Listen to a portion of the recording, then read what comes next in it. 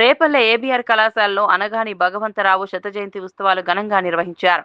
ఈ కార్యక్రమంలో రాష్ట్ర రెవెన్యూ, రిజిస్ట్రేషన్ మరియు స్టాంప్ శాఖ మంత్రి అనగాని సత్యప్రసాద్ పాల్గొన్నారు. ఈ సందర్భంగా ప్రజల మనిషి అనగాని భగవంతరావు అనే పుస్తకాన్ని మండలి బుద్ధప్రసాద్తో కలిసి మంత్రి ఆవిష్కరించారు. మంత్రి అనగాని సత్యప్రసాద్ మాట్లాడుతూ విద్యార్థులంతా ఈ పుస్తకాన్ని చదివి భగవంతరావు జీవితంలోని మంచిని ఆచరించాలని సూచించారు. భగవంతరావు నీతి, నిజాయితీతో పాటు అవినీతికి తావులేని రాజకీయాలు చేశారని గుర్తు చేశారు. ప్రజల సమస్యల పరిష్కారమే లక్ష్యంగా ఆయన రాజకీయ జీవితం సాగిందని అన్నారు. మా తాతలు, మా తండ్రులు, మా పెద్దనాన్నలు, మా బాబాయిలందరూ కూడా తిరిగిన ప్రాంతం.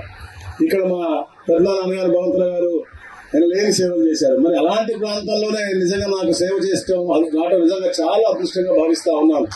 ఎందుకంటే వ్యక్తిగత జీవితం కంటే కూడా ప్రజా జీవితం మేలైనటువంటి ఉత్తమమైనటువంటిది. వారి సమస్యలు తెలుసుకుని వాళ్ళతో మమేకమై వాళ్ళతో తిరిగి వారి సమస్యలు పరిష్కరిస్తే ఆ తృప్తి అది చాలా చెప్పలేనటువంటి ఆనందాలు ఇస్తుందని చెప్పేసి భావించే వాళ్ళం. కాబట్టి అట్లా క్షేత్రంలో ఉండి ప్రజా సేవ చేయాలని చెప్పే లక్ష్యంతో మేమందరం కూడా పనిచేస్తా ఉన్నాం. ఆ దిశగానే ఆ రోజుల్లో అనగాని భగవంతరావు గారి ప్రాంతంలో విద్యను పెంపొందించాలి. ఏదో వారు పడ్డ కష్టాలు, ఊరి నుంచి స్కూల్కి వెళ్ళాలన్నా పడ్డ కష్టాలు అవ్వచ్చు, లేకపోతే ఉన్నత చదువుకి వెళ్ళాలంటే నాగపూర్ దాకా పోవాల్సి వచ్చేది, అలాంటప్పుడు అవ్వచ్చు.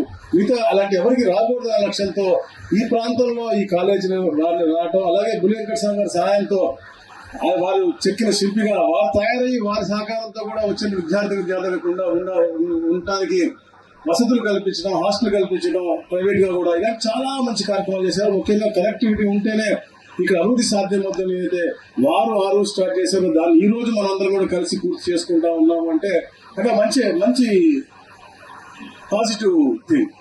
నేను ముఖ్యంగా చెప్పేదంటే ఇప్పుడు ఎంతో మంది పుస్తకాలు చూస్తూ ఉంటాం. పెద్దలు నాకు తెలిసి బుద్ధప్రసాద్ గారు అయితే ఒక 1000 పుస్తకాలు ఈ పాటికి ఓపెన్ చేసి ఉంటారు.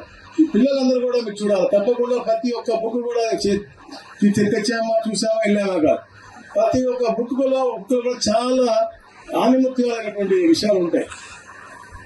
ప్రతి ఒక్క బుక్ కూడా వారి చరిత్ర, ఎందుకంటే మన జీవితం అయిన తర్వాత మళ్ళీ వాళ్ళు బుక్ చేసుకున్నాము అంటే వాళ్ళు కొన్ని గొప్ప కార్యక్రమాలు చేసి ఉంటాయి. మనం భగవద్గీత అవ్వచ్చు, రామాయణం అవ్వచ్చు, ఖురాన్ అవ్వచ్చు, బైబిల్ అవ్వచ్చు, ఏదన్నా కూడా మనం ఎందుకు చెబుతాము అంటే దాంట్లో మంచి ఉంటుంది, చెడు ఉంటుంది, దేన్ని మంచి తీసుకోవాలో, ఎలా తీసుకోవాలో, మన భవిష్యత్తుని ఎలా రూపకల్పన చేసుకోవాలనేది అంశాలు ఉంటాయి. దాంట్లో మనం ఆస్వాదించాల్సినవి ఉంటాయి. అలాంటివి కూడా ఇలాంటి ఈ బుక్స్, ఎందుకంటే ప్రజల మనిషి అనగాని భగవంతరావు రాశారంటే ఆయన చేసిన మంచి పనులు కూడా మనం తీసుకుని మనం ఈ రోజు ఆచరణ చేస్తే తప్పకుండా భవిష్యత్తు అందరికి కూడా ఒక మంచి ఆదర్శంగా ఉంటుందని చెప్పే లక్ష్యంతో నేను ఈ విషయం తెలియజేస్తాను.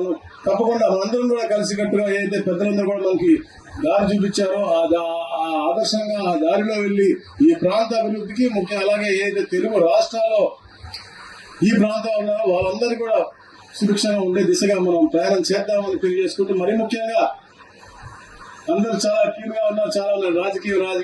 రాజకీయంలో మనం ఎంతో నీతి, నిజాయితీ, అలాగే ఎంతో అద్భుతంగా జీవించిన వాళ్ళు వీళ్ళందరూ కూడా ఈ రోజు అంటారా డిజిటల్ వచ్చేసినాయి, ఇది వచ్చినాయి, డబ్బుతో కూడినటువంటి రాజకీయం అయింది, ఒకరి మీద ఒకరు అనుకోవడం జరిగింది అని చెప్పారు. ఇప్పుడే కేసీఆర్ గోపాలరావు గారు చెప్పారు. ఎంత ఉత్తమంగా రాజకీయం చేశారు, ఎంత నీతి నిజాయితీగా రాజకీయాలు చేసేవాళ్ళు, ఎంత ఆదర్శంగా రాజకీయాలు చేసేవారు. అలాంటి రాజకీయానికి కేంద్రంగా రేపల్లా ఎప్పుడు ఉండాలి. మనం కూడా నీతి నిజాయితీతో అద్భుతంగా రాజకీయం చేద్దామని చెప్పేసి కూడా తెలియజేసుకుని, మనిషి జీవించినప్పుడు చనిపోయిన తర్వాత 40 సంవత్సరాల తర్వాత కూడా మనం చెప్పుకుంటా ఉన్నామంటే గొప్ప వ్యక్తుల గురించి, అలా ప్రతి ఒక్క మనిషి గురించి చెప్పుకోవాల్సిన బాధ్యత ఉంది. మనందరం కూడా జీవించినప్పుడు ఇవన్నీ కూడా ఇవాళ తయారై వచ్చాం. ఇస్త్రీ చొక్కా వేసుకున్నాం, ఇస్త్రీ ప్యాంట్ వేసుకున్నాం, మంచి ఇంపోర్టెడ్ సెట్ కొట్టుకున్నాం, బాడీ వాష్లు, ఫేస్ వాష్లు అన్నీ వాడాం. కానీ చనిపోయినప్పుడు మాత్రం అదే వైట్ క్లాత్, అదే మామూలు నీళ్ళతో సహా అట్టే పంపిస్తారు తప్ప ఏది కూడా పైకి తీసుకెళ్తామంటే మన పైన ఏసీ రూమ్ ఇవ్వరు.